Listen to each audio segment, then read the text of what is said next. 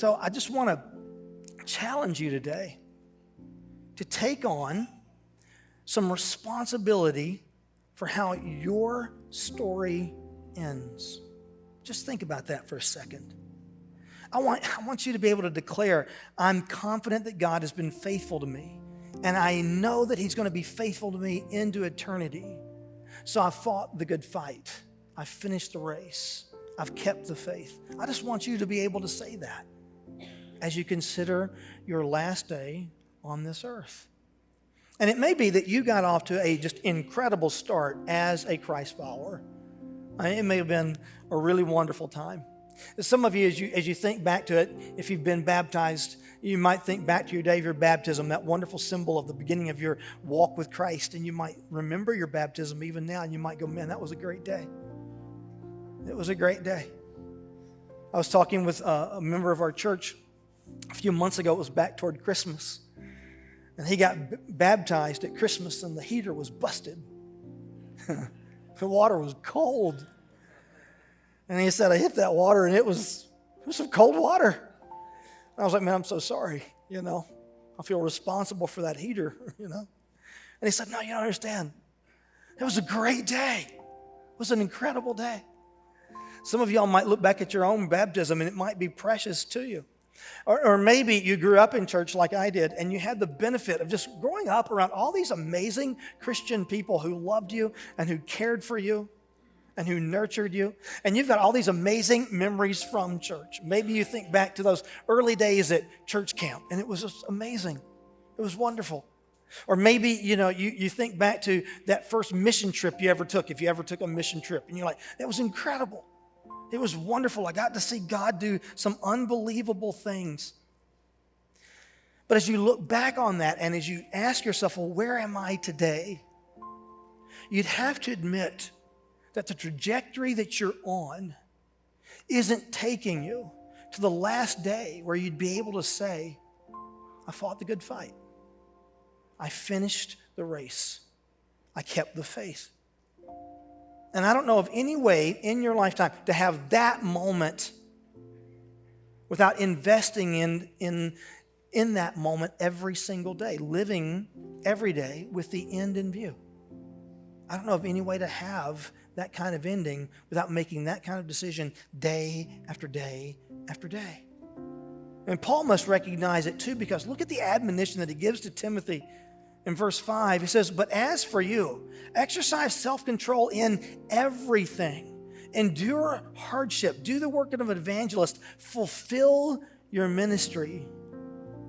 He says, Timothy, if you want that day, if you want to have that sense of faithfulness at the very end of your life, then it's going to require much of you every single day. Exercise self-control. How easy is self-control?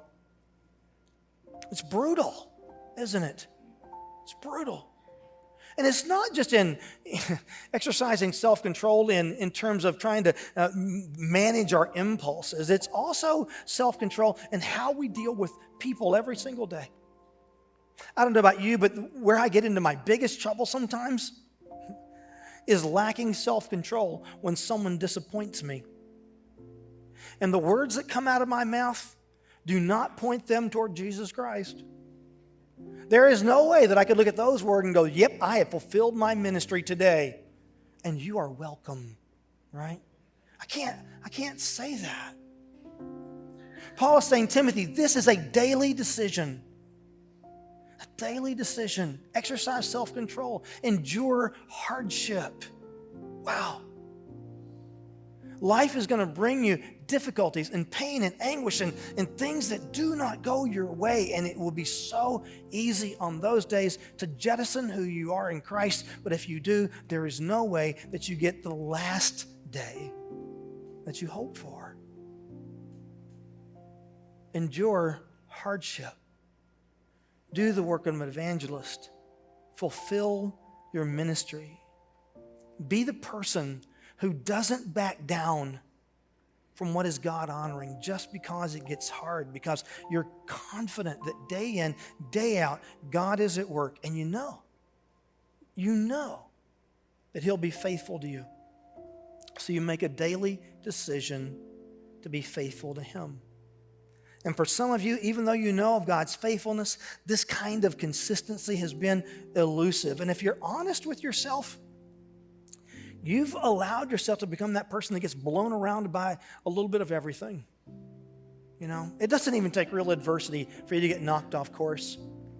Maybe you are serious about following Christ right up and until the moment that you don't think you can achieve your business objectives or your political objectives by also being the nice guy.